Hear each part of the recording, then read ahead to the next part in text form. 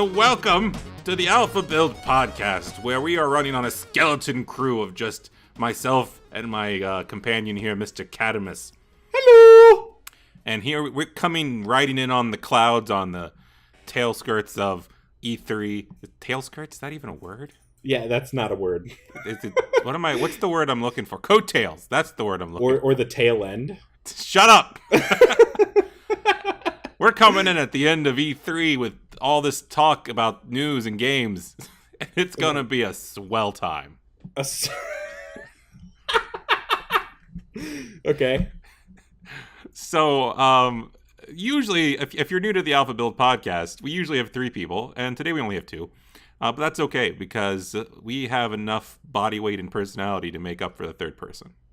Yeah, we're 2 fat guys making up for another fat guy is always beneficial, you know? Anyway, so lots of stuff has been going on, lots of news flying out of the internet, and we're here to start commenting on it and throwing in our 2 cents while entertaining you as we go. Yeah, all the jokes about the games, and I sound like I'm drunk. You are. I'm not drunk yet. So, first bit of news that I'm gonna start things off, and I'm gonna bring up everyone's favorite person to hate, Phil Fish. Oh, just gonna start with that, huh? Yeah, I'm gonna bring up Phil Fish because Phil Fish is a fun person. He is fun. He's very interesting. So Phil Fish is the creator of Fez, if you're unaware. And after a little bit of a fight on Twitter, he disappeared from the gaming community, canceled his sequel to Fez, and just kind of went off the radar and, never to be seen or heard from again. Except he came back. And what did he do? Immediately made another inflammatory statement at something. Yeah, so immediately.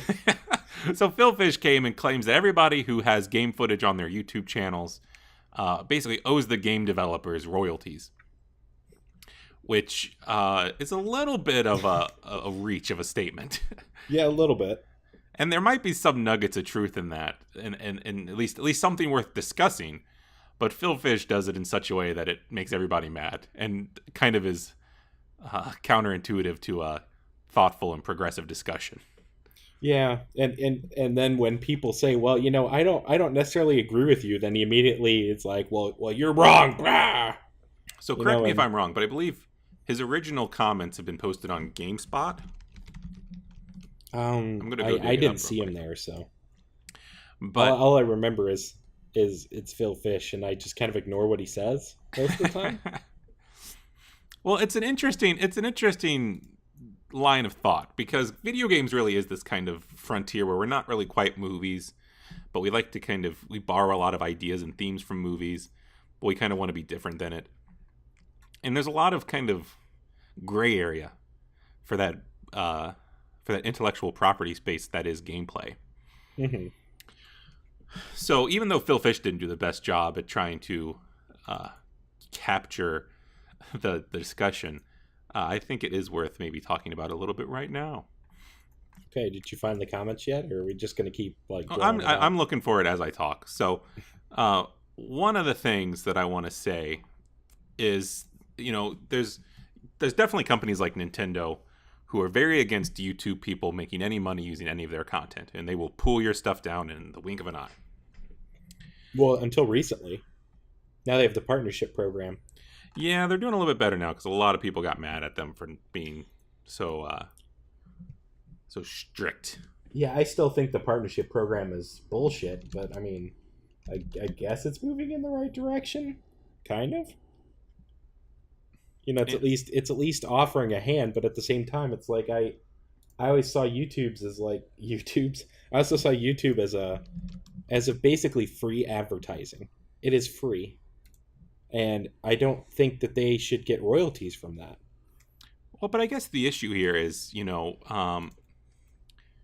is it really a matter of beneficial? Like, if just because you're benefiting from it, does that make it legal and right?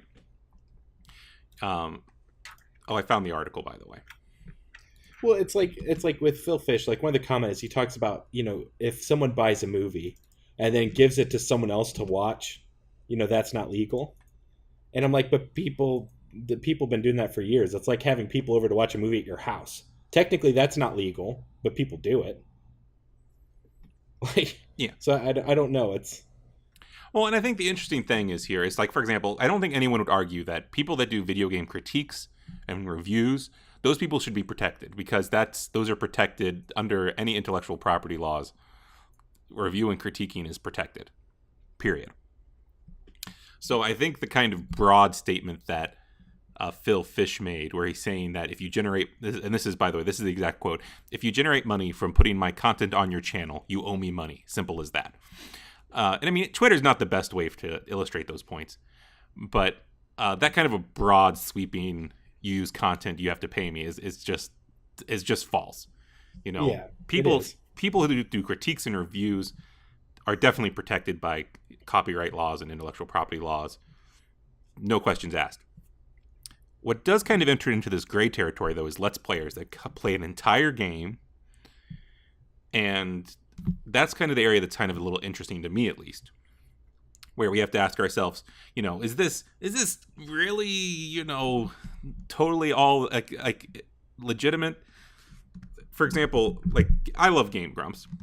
At least I've listened to a lot of their stuff, and I haven't listened to as much lately, but I've loved a lot of their stuff. But they've covered a lot of games, and they play a lot of games from start to finish. And while a lot of the entertainment value that comes from the Game Grumps and from Let's Players is the Let's Player themselves, the game itself does provide part of that equation. You know, a Let's Player without games is just some guy sitting around joking and talking. Yeah, it's like, I understand the point of what's happening here, and I think the difference is that it's applying a movie logic to a game logic. And what I mean by that is, if you put a movie online, you literally see everything the movie entails, and if you're doing it for free, there's no reason why you'd ever go buy that movie again. But when it comes to a game, even though it is plot oriented, there's a part of it that you can't experience by watching it. Yeah. And that's the actual gameplay part. And it's the reason that I think most gaming companies haven't ever gone after Let's Players, because you're not getting the full experience of the game at all. But I guess the question is it damaging the experience, though? Like, for example, there's been a couple games, and I'll be honest, where I didn't want to play it, so I just kind of watched some YouTube of it, watched the cinematic scenes, and I was happy with that, and I let that be. Like, for example, the latest Diablo 3 expansion, you know, I was, after being burned on Diablo 3 in the first time around, I was like, I'm not spending any money on this Reaper of Souls garbage. But I kind of still wanted to know what happened. So I watched a couple YouTube videos that were just kind of cinematics or walkthroughs of the different parts of the game. And that was good enough for me. Yeah, but I would make the argument that just by what you said, you weren't going to buy it anyway. You were never going to buy it. And watching it or not watching it wasn't going to make a difference on that decision at all. So at that point, the money is lost to that developer, whether you watch it or not. Mm-hmm. And so it's like, at that point, you watching it is just a way of you solidifying your decision of whether you should have or shouldn't have bought it. Right? And I don't know how many times I've watched a Let's Play where I decided I wasn't going to play the game, and then I watched the Let's Play and said, that actually looks really good, and then I went out and bought it. Oh, yeah, and I think the possible benefits it's one of those things where it's like, you know, you can't use the benefits as a way of defending it, but you can always use the negatives as a way of attacking it. Mm-hmm. Because a lot of the things that comes up with copyright law is, are you taking away from the possible sales of a game? And I guess, I don't know, I guess in a way you could kind of look at it like with a squint in your eye and bend your head sideways and say maybe that's hurting it. But in a way, I don't know if that really holds water. I don't think it does, because when you look at game companies like 2K that basically give free copies of games to YouTubers and like full Let's Players, my guess is that's probably not as big a deal as people make it out to be. I feel like Phil Fish is like the same argument that music people made when the digital era started. They said, "Oh, well, MP3s and digital downloads it's gonna destroy the music industry. It's gonna rip it apart," and then it hasn't. Yeah. It's flourished. It's like I feel like it's just people holding on to an archaic way that no longer applies anymore. Yeah, and I'm quick to defend only because about the whole financial benefit and gain kind of thing, because technically providing music for free online is a great way to get people interested in your music and to make sales. Like, Yeah. that's also been proven. But it's not cool for me to just post a video that someone else's music on my channel and just do that. Like, that gets pulled down. Yeah. So the financial benefit gains kind of analysis of the situation is in my opinion, kind of a moot point. It's a side point. Mhm.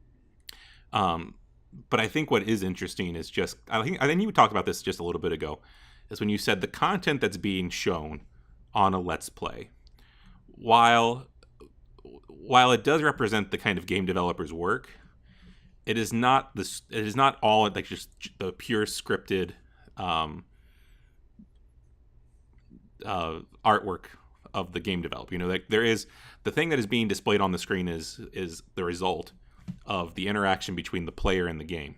Yeah. I mean, that's why it's interactive media. So the media inherently is part player, part game developer. Yeah, So, I mean, it's like the PewDiePie thing, right? It's, with him making, yeah, $4 million. $4 million a year. It's like, I pooped my pants when I saw that.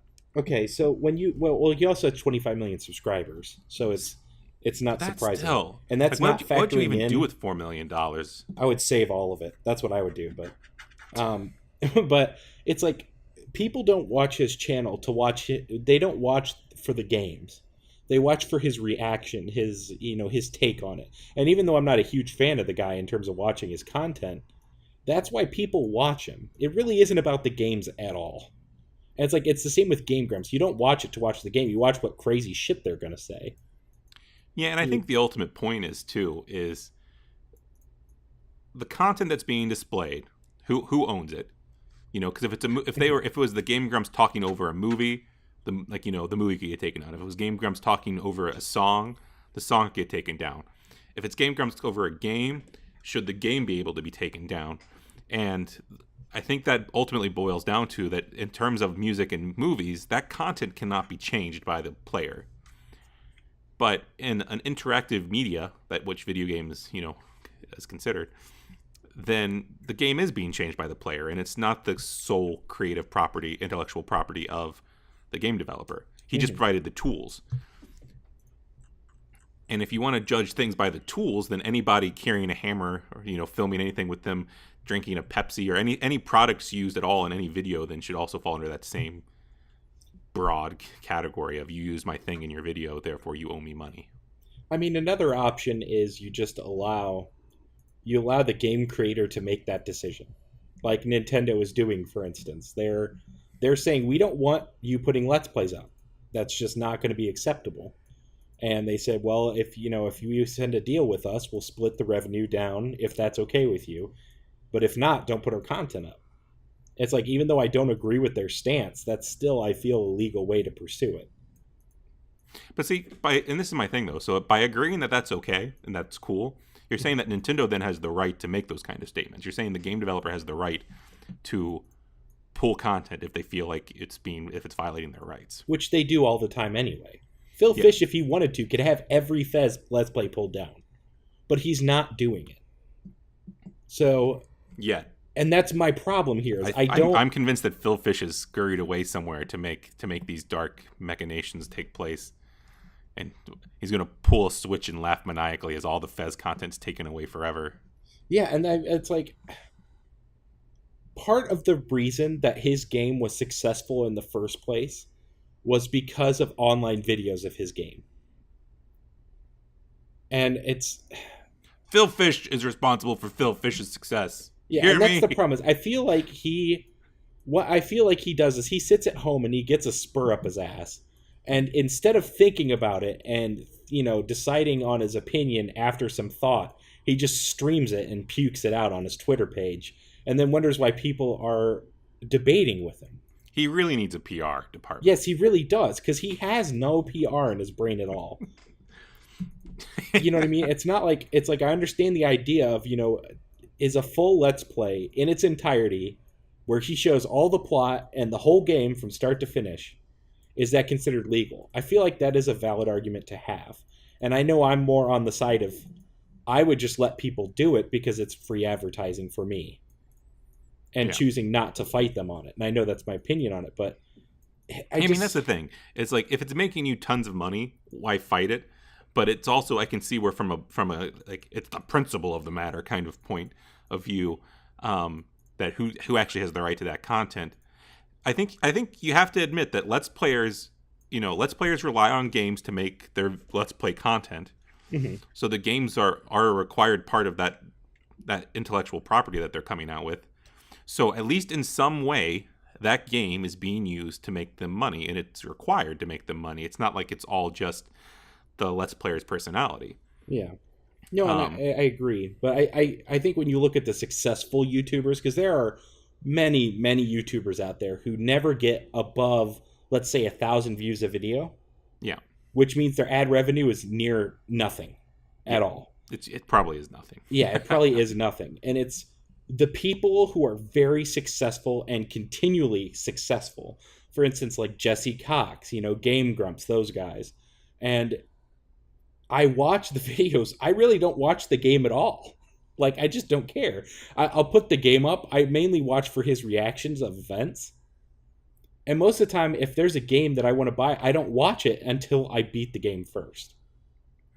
I think in my ultimate stance on it is, I think game developers have some small right to the royalties if they want to claim them.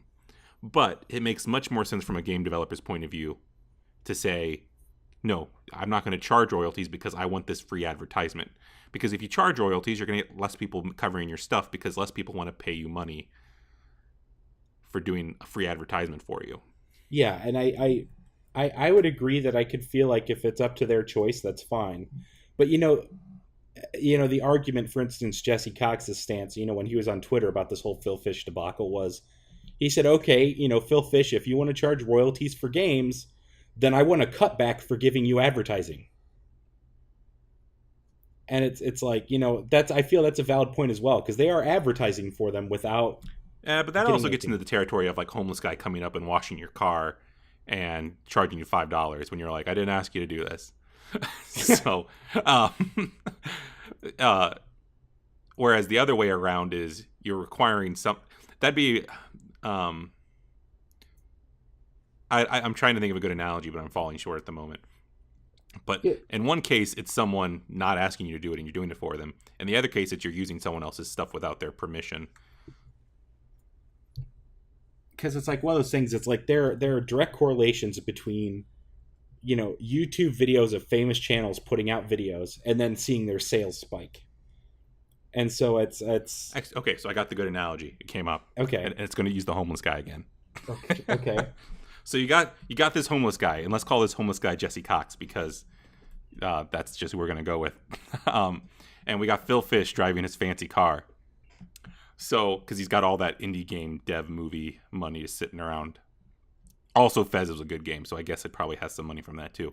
But anyway, so Phil Fish pulls up in his slick car, and Jesse Cox comes and polishes it. Not asking Phil Fish for money, but then someone else who just likes to see Jesse Cox polish cars gives Jesse Cox money because he's a cheap whore. And they're like, yeah, rub that car. All angry letters can be sent to GorlocTheMad on Steam or at the following email address. I think Jesse Cox would admit that he's a man whore. And I bet he would wash Phil Fish's car for money. I bet both of those statements are true. Yeah, I don't know if I'm going to delve into that. As long as it's not Phil Fish paying him. But so the issue here is, basically Phil Fish is getting his car improved. He's getting his game improved by having Jesse Cox cover it. And then Jesse Cox is getting money because people like to see him cover that car.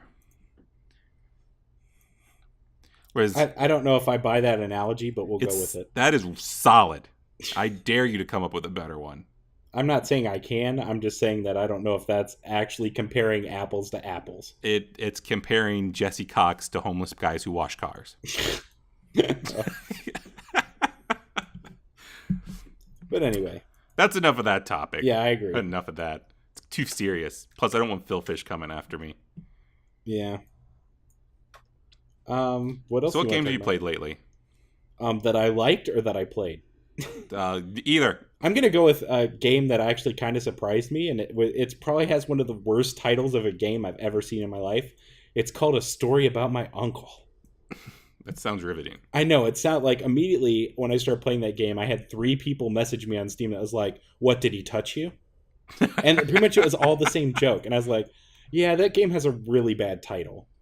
But it is so good. It's kind of short. It's about 3 hours long.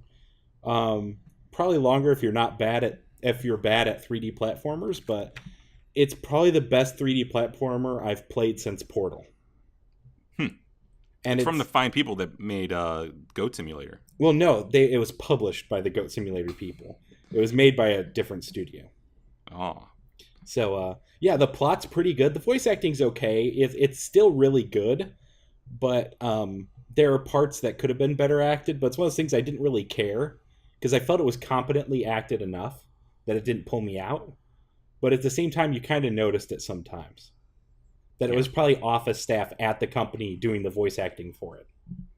Well, it's sorry, keep talking.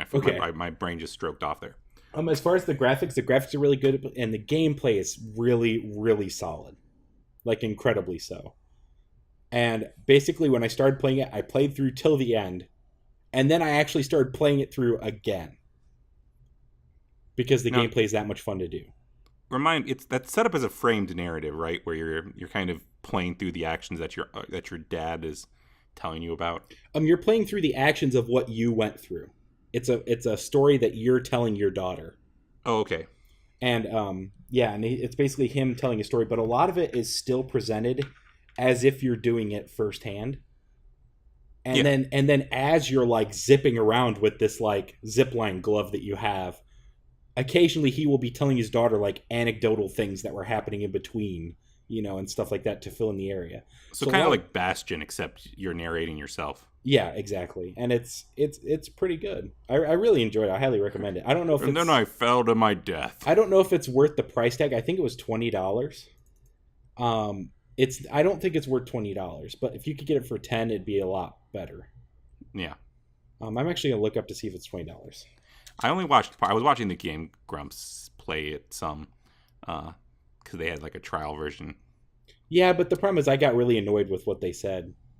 So actually, it's $12.99. I was wrong. It's $12.99. $12.99. Would you call that a good price? It's better. I think it's on sale right now for $9.74. That's better. Because it's a really good game. I just wish it was actually a little bit longer. It's one of the few games where I'll say that. How long was it exactly again? I think about 3 hours. Yeah, that is pretty short. 3.4 hours, and part of that time was me replaying the first level. Replaying it because you wanted to, or replaying it because you kept dying? No, replaying it. No, it was replaying because I actually finished the game and started the game over. Oh, okay. Because the first level, the first time you play it, the gameplay will seem very chunky. Like, okay, well, I make this jump and I have to get it. But by the end of the game, you've learned so many skills that the game has taught you.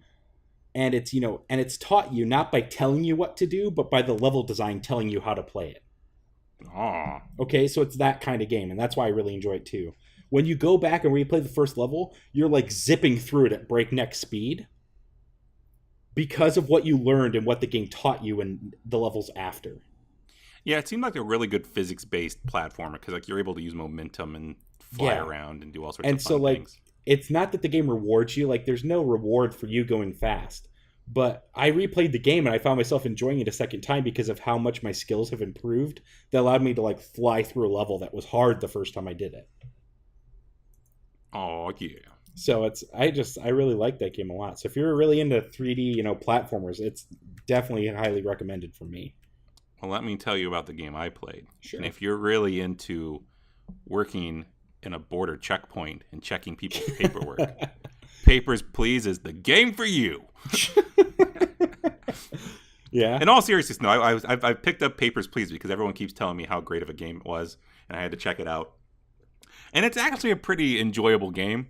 It's an indie title. I wish I could tell you more about who made it and everything, but I actually, to be honest, haven't looked that up. But whoever did it did a great job. Yeah, it was a one guy project. I can't think of his name, but he just put out an article recently that said he hates his own game, Papers, Please. He said it's not because it's a bad game. He just worked on it for so long Oh, one of those. that he just got so sick of it that he's like, I'm done. I'm moving on. I hate it. It's an interesting game because, and just to summarize how it works here is you're in this kind of dystopian society where, and it's kind of reminiscent of Cold War Russia is kind of the feel you get for it. But you basically get a job through the job lottery, and right off the bat that kind of just tells you that the fact that people have to get jobs through the job lottery just shows you how kind of hard times are. Yeah. So you have 4 people living at your apartment that you're basically making money to kind of pay for food and rent and heat And medicine and medicine is when your family members get sick. Yeah. So what happens is you get so much money for each person you kind of let get through your checkpoint. And as they come to the checkpoint, you're checking for these discrepancies in their paperwork, and you're trying to see the passport says you're a female, but you look like a dude. Or you might see, and that's those are the ones you hope for because those are the quick ones. But then there's other ones, there's things where you're looking to make sure that the city that issued the passport is legitimate and things like that. And you find yourself, if you're trying to do a good job and being like a good border, checkpoint operator guy, you find yourself taking too long and you don't make enough money. And then suddenly little Timmy's got the cold and you got to pay for his medicine, which then makes it even harder to pay for food and, stuff for other people. And it just kind of, you get this tension that really happens as you're playing the game where you're trying to be a good citizen and do a good job at the investigator at the border. And you're trying to make sure that you don't let terrorists through and things like that. But you're also trying to get as many people through the door as possible because, little Timmy needs that medicine and your wife is, starving. So it's like, get on it, dude. And then the game starts giving you those sweet, sweet temptations. Yeah, people bribe you. Yeah, and stuff like that. So it's, I don't know. When you play it, it's just you feel the tension as you're playing it, and it kind of really reflects. I don't know. You really can get into that guy's shoes, and you can really kind of start rationalizing some immoral behavior. Yeah. Great game though. I enjoyed it. I haven't even beat it yet. I'm still playing it, but it's everything that people claimed it was, and I would highly recommend it for those of you that are interested in those kind of indie experiences. Yeah. Is it my turn again, I guess? Yeah, back to you. I hit the ball back over the net. In your face, go. Okay. Should I talk about Transistor or should I go my Persona 4 rant? Because I'm kind of between the two. Transistor, because that's the game everyone cares about. No one cares about Persona. Oh no, Persona 4 is actually a really loved RPG. But when did Persona 4 come out? Persona 4 was a PS2 game, but they released it recently for the PS3 and the Vita. Yeah, see, that's old news. We can talk about that later. No, but it's important. It's gonna shut up. Be brought up later. Do Transistor. I'm that's gonna do what I want to do. Views. And I'm gonna talk about Transistor, not because you told me to. I finished it actually earlier today. Finally finished it. It took me 6 hours to beat, which is it's just definitely smaller than Bastion. I think Bastion was like 10, 12.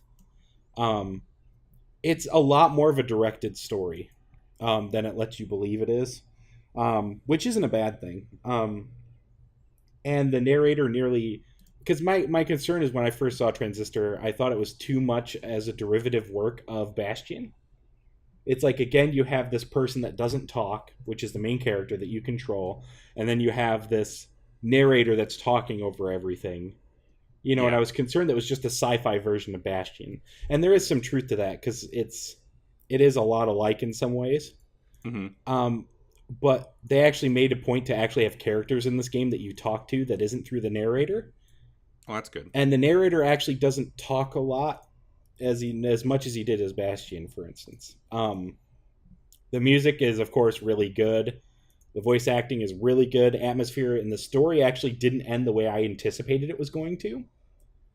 And as the story was going on, it's like, well, I really didn't think that was going to happen. I thought that quite a few times, which is always a good ball in their court, I think. The only problem I have with Transistor is its battle system. And a specific part of its battle system, which is the planning phase.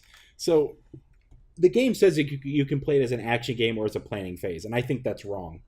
Because if you play it as an action game, when you click like one of your powerful abilities, it takes a second to get off, and then it has a cooldown after that's like a second long.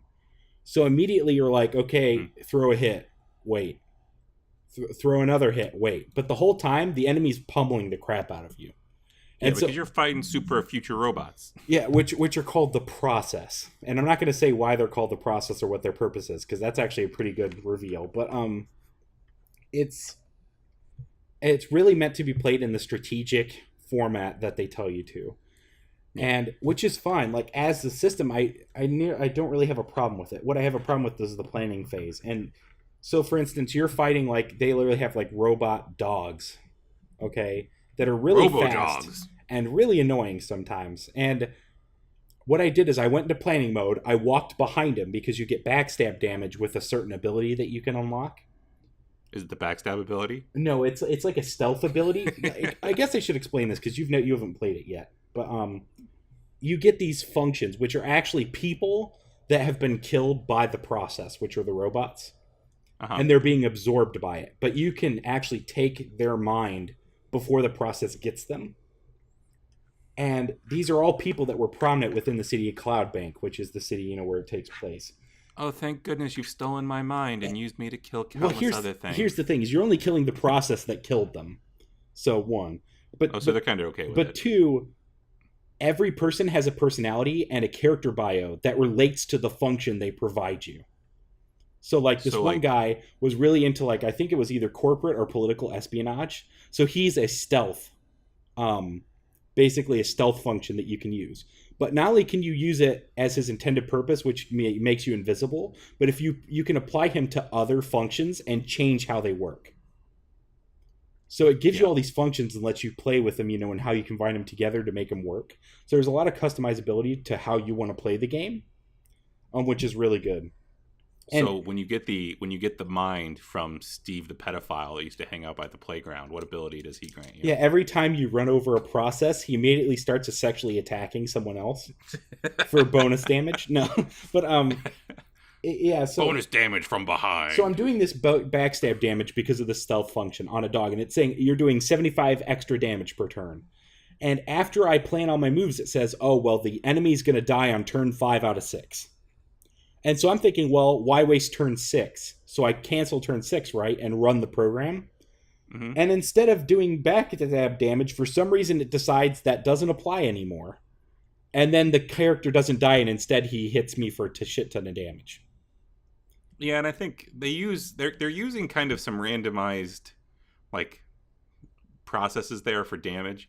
They're randomizing a few aspects. Like, it's not just a straight strategy game where it's X damage against Y defense, yeah, kind of thing. I would prefer that, honestly. It's like when you play tactics, right? It says this is how much damage is going to be over this area. You know what I mean? And then that damage would normally apply, or it would say, anywhere between this damage and this damage. I felt like it was a lot more forward with how the system worked. Well, and the issue is, like, there was, like, there's some randomization in Final Fantasy Tactics, but they never tricked you into kind of being like, oh, this guy will totally be dead after you do this. Like, they never lured you into that false sense of security. Yeah. And my question is why have a planning phase that tells you the outcome if the outcome isn't guaranteed? Or at least, at least then you could say, well, this is what we estimate will happen. But the game never says that. So you assume whatever you plan will happen, and it doesn't. Yeah. And that, to me, is a kind of an annoying factor of it. And it's not enough to make me stop playing the game. I still really liked Transistor as a whole, but it's like I was really annoyed in some fights because I was like, that character should have died. And especially, when you're fighting 6 or 7 enemies and you're focusing on one to kill him, and then it says, oh, you're going to kill him this round. And then that doesn't happen, and instead you get fucked by it. That's kind of annoying. In the butt. Yeah, but, other than that, it's a really good game. I highly recommend it. It's still really good, and the plot is excellent, but it has a little bit of an annoying thing for me on the side. Yeah. Well, cool. So I guess we need to fill it out with, another game you played so it's even for my OCD side, or are we just gonna... I can do that. I can talk about Shadow Warrior. Oh, we can both talk about Shadow Warrior. I completely forgot about that. Yeah, Shadow Warrior, I just finished that the other day. It's a very nicely polished game. Plays well. You're this assassin who uses a katana because you're awesome. Yeah. And You can use guns and stuff, but only stupid people do that. Yeah, honestly, if you use guns in that game, it's just not as much fun. Even against flying creatures, I still use the katana. I just charged up my blast and shot into the sky with them, and I was like, "Wapcha!"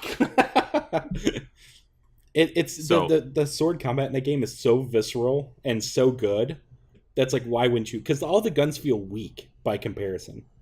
Oh yeah. Like- I mean, you can buy upgrades for them and stuff, but it's just the sword is just so much more satisfying. Yeah, I mean, and the only time I think I used guns with certain enemies, like those ones where you have to hit them on the back, it's just easier to keep your distance than use the weapon on them, and that was my opinion. And then for like the bosses, I would use the guns because getting close Yeah. with a sword is near impossible. Well, the bosses were like a 2-story building. Yeah. And you had to shoot like the plate on their shoulder, and you're like, well, I can't really hit that with my sword. Yeah, So then you pull out the rocket launcher. And yeah, you do. Good times all around. Anyway, so getting back to the actual game itself, what ends up happening is you're trying to collect this sword for your boss, who's like the richest guy in Japan or wherever you are. And sure enough, things go crazy, and demons start coming and attacking because the demons are apparently trying to get this sword. And the whole game is you collecting this sword and trying to use it to fight against the forces of the Shadow Realms or Shadow Lands or whatever they called it. Shadow Realm, I'm pretty sure. Yeah. Yeah, whatever it is, it's shadowy. Although it really wasn't that dark when you go there. No, it's But actually anyway, pretty nice looking for being, a place where demons live. so you go over. So your whole game, you're running around and like demons are terrorizing the city you're in, and you're killing demons.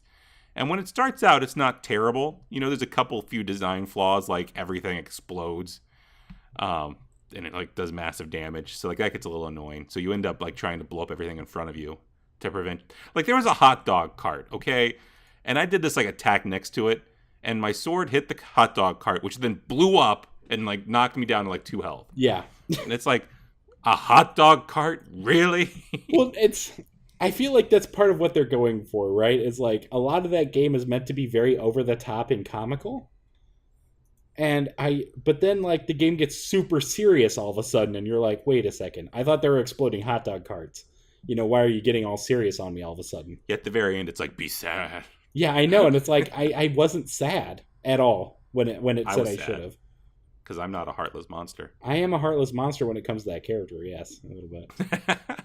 No, actually, the biggest problem with Shadow Warrior is that while the gameplay itself is fun, the environments and the challenges that they put you into, the levels designed themselves, is pretty boring and monotonous. Overly repetitive.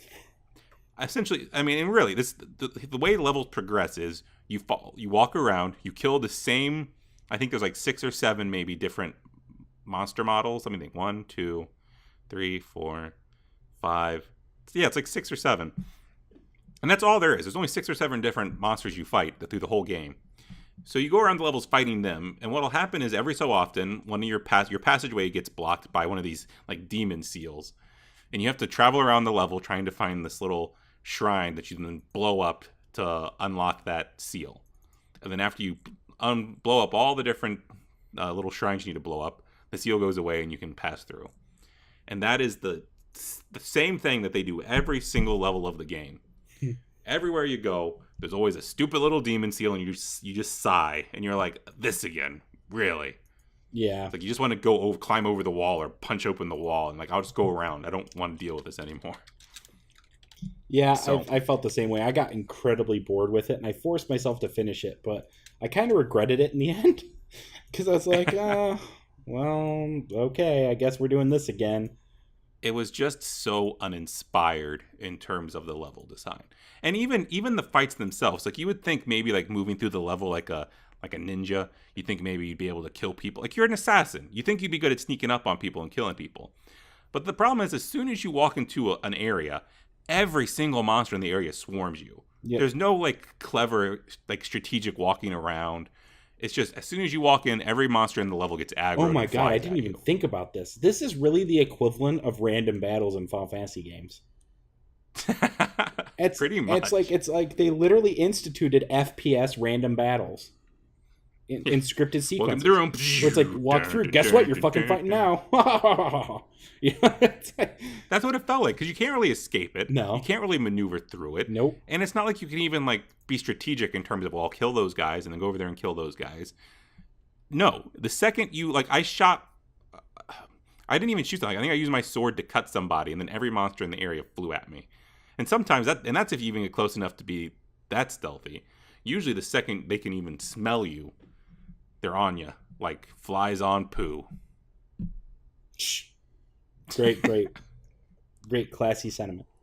Other than that, the monster fights were kind of interesting, except, again, the monster fights were also the same thing rehashed over and over again. Like, really, like, if you play through the first level and beat the first boss, you almost have the entire game experience. Yep, you do. It's just copy and paste that for the next, I think there's like a total of 14 levels or something like that. Yeah, and by level 7, I was like, oh my god, please be over. Yeah. But that means, like, and I'll harp on it for that, but, the actual sword fighting itself was cool. I just wished I was able to have a more interesting way of using it instead of just the same old thing over and over and over again. Yep. And that kind of repetitiveness like that also takes away from the story. It just kind of, it makes it less impactful when you start seeing these trends happen all the time. It takes you out of the game. Breaks that player immersion. Because suddenly, when I'm blowing up these little shrines to break the demon seal, I'm not thinking like, oh, I got to do this to advance. I'm thinking, okay, what monsters are going to spawn now when I blow this up and trigger the next event? Okay. So, all in all, give it a B-. See, I gave it a C normal. No plus or minus. You write that out? You have C normal? Yeah, C normal. C normal. Could have just wrote C. No. C normal. No. I don't want no smart alecky kid writing a plus next to it. Screw them. Let's see. Do we want to talk about the news now, or yeah, we can talk about something else. Let's Steam Summer Sale's going on right now. What you got on your plate what are you eager to talk about? Well, I mean, Steam Summer Sale is a moot point. It's like we all just buy games and continue on with our life, so I won't talk too much about that. I'll talk about something with the Steam Summer Sale that I think's stupid. The badges? Not so much the badges, but the stupid team competition. Yeah, well, it's pointless. It just seems like it's a transparent attempt to be like, hey, buy more badges. Badges, everybody. Yeah, buy more badges, or else you're gonna lose. I mean, seriously, if you think about this, okay, so for the uninformed, when you do the Steam Summer Sale, you can join a team, and there's 4 teams. 5 teams. Is there 5 now? Yeah, I thought there was only 4. No, there's been 5. Oh, well, there's 5 teams, and our team sucks, of course. But yep. But the goal is, as you craft badges and stuff, you get points, and the team with the most points gets, I think, 30 people selected from it, and they get 3 free games off their wish list, which sounds pretty, tantalizing.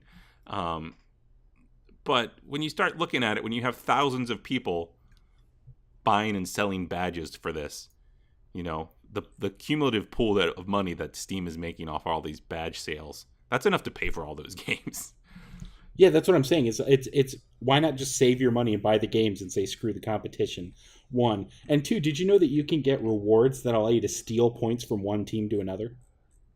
No, I didn't. No, and so like blue team, for instance, right away at the beginning of the day, which is the team we're on, we lost 1,500 points immediately. Yeah. Now, of course, the team that's in front tends to be the most stolen. And that's the same. Like, green right now is way ahead. And they've had so many points stolen, they could have been so much higher. But they're still beating everybody by 60,000 points. Like, it doesn't matter at this point. Well, and ultimately, like, I think it's like, if it's kind of fun. Like, I'm not participating in it. Like, I kind of hope my team wins, but like, I'm not going to participate toward it because really, here's the problem. The odds of you winning anything is so minute. Yeah. It's like the lottery in a way. Yeah, it is. And, well, there's another problem, too. Do you know you can buy a token on the Steam Marketplace to switch your team? You can? Yes.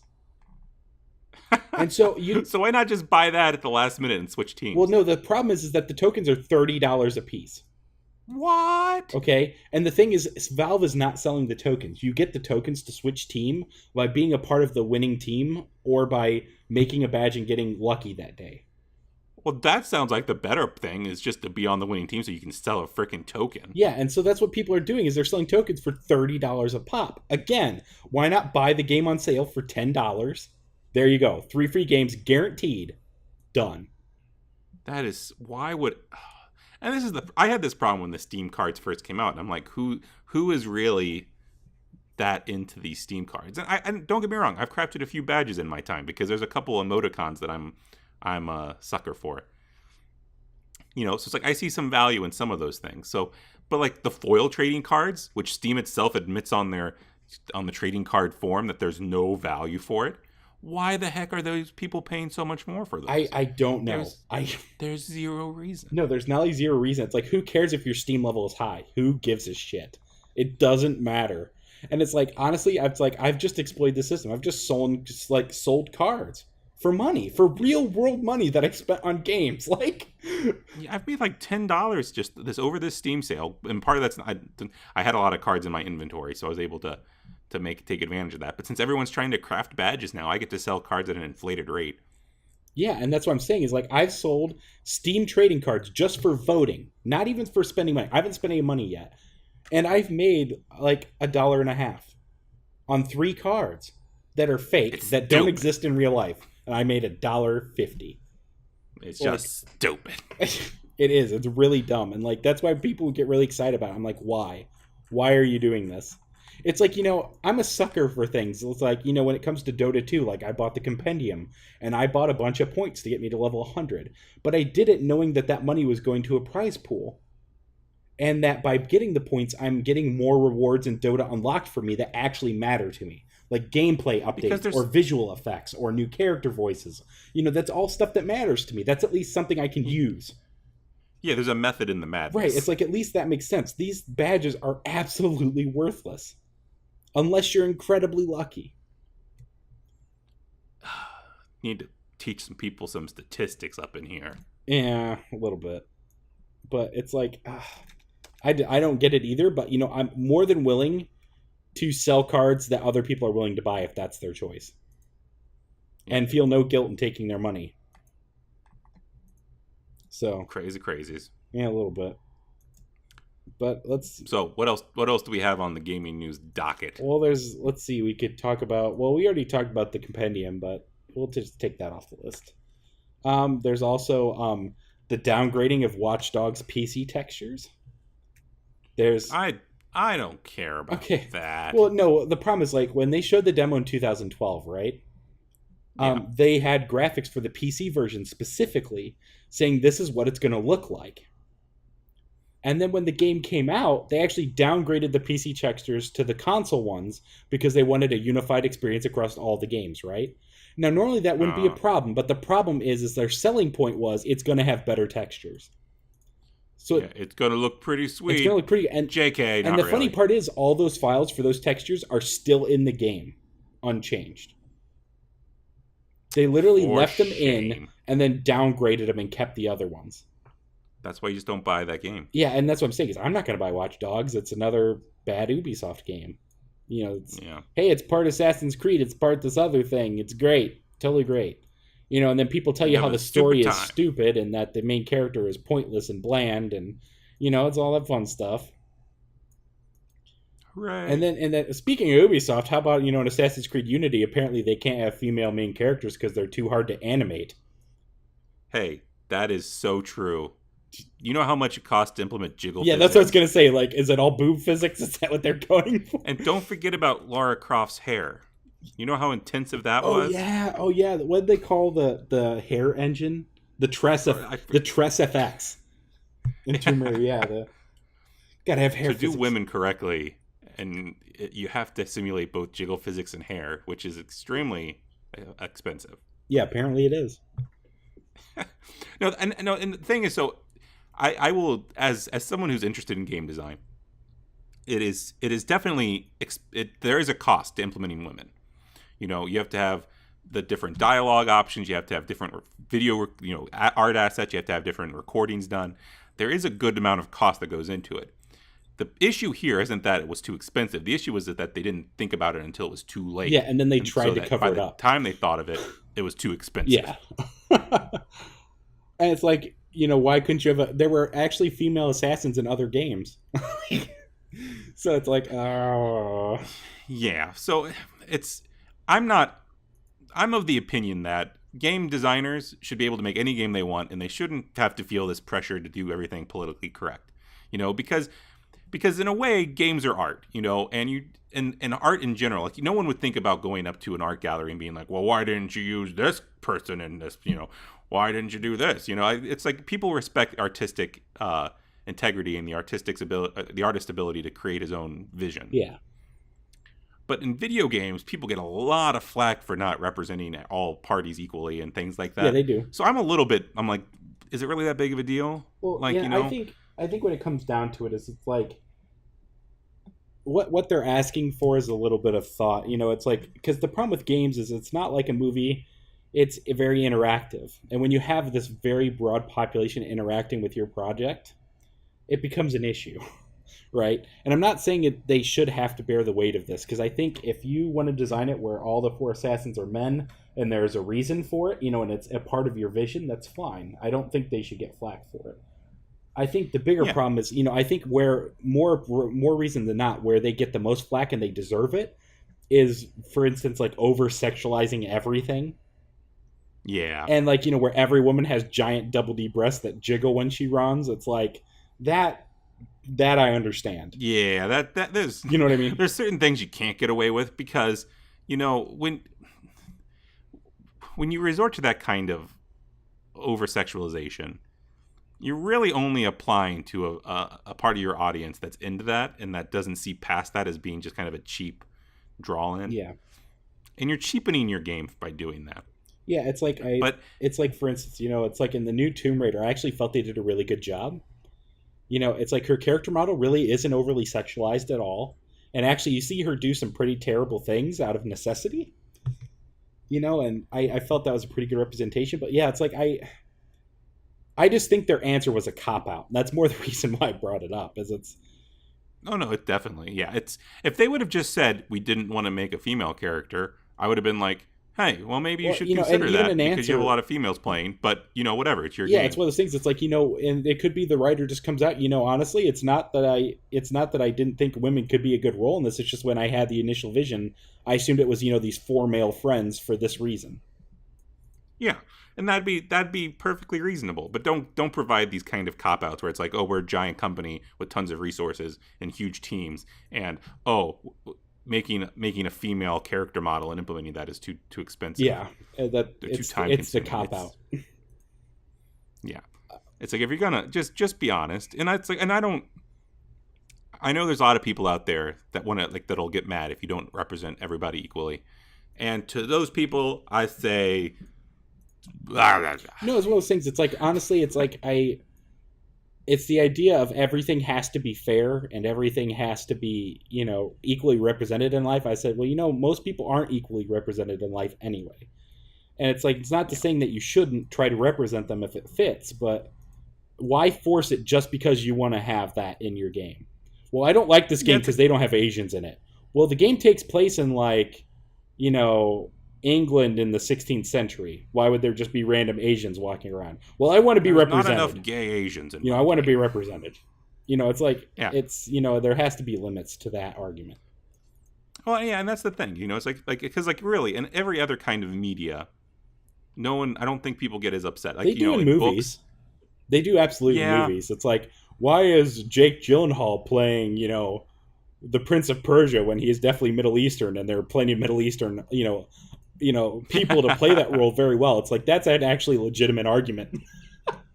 But well, and I think to establish some distinctions here, I think it's okay to talk to the game developers and be like, hey, why did you do this? We would like this other way. That is perfectly fine. Because as a consumer, you should be letting people know what you want. Because games both operate as an art and as a business. Yeah. But I don't like it when people start, like, getting up in arms about it, and people start wanting to put people to the torch because they didn't do X, Y, Z. It's like it's a business. They do business things, and If you don't like it, you can let them know, but it's not like they, frickin' implemented some kind of genocide policy where they're killing and the people. other option is if they're a business, what you do is you don't do it by just being overly negative to them. It's like, this is a capitalist society, right? You vote with your wallet. If it stops making the money, they'll stop doing it. And if it cares to that many people, they'll change. It's like, it's really simple. It's not that difficult. The problem is they're trying to be like purists, and purist warriors, or like, what do they call it? Social justice warriors. Yeah. It's like where everyone has to do what I want because I'm right. And it's like, are you sure? Yeah, I just think in general, games, since they're so people that play games are on the internet, and people that are on the internet are some of the most vocal people out there. Well, and it allows the vocal minority to seem like the majority too. Yeah, and I always get annoyed when I'm like, I think there's an artistic quality to games that shouldn't be adjusted and reprimanded for not being, technically the most equally representing game and being the most politically correct. Because like these are people's artistic visions, and these people, if you don't like it, don't buy it. Period. And if you want them to keep making games, but you still want them to fix things, then let them know.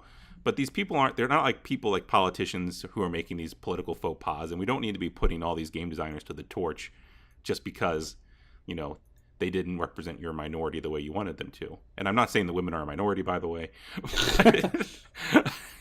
quick little addendum. Please don't send me letters. Yeah, but I'm just saying that these are things that, we can handle in a civilized way. And we do have to, I just think it's something people forget to realize that, these are artists that are creating the game that meets their artistic vision. And don't forget that. And don't treat everything as if these companies are trying to make content that appeals to everyone and that meets every social standard. Because that shouldn't be the burden on the game designer. Yeah. So what do you think? Do you think it's a good ending point? I think we should. Or is there something else you really want to talk about? I'm all out of steam. That's Nah.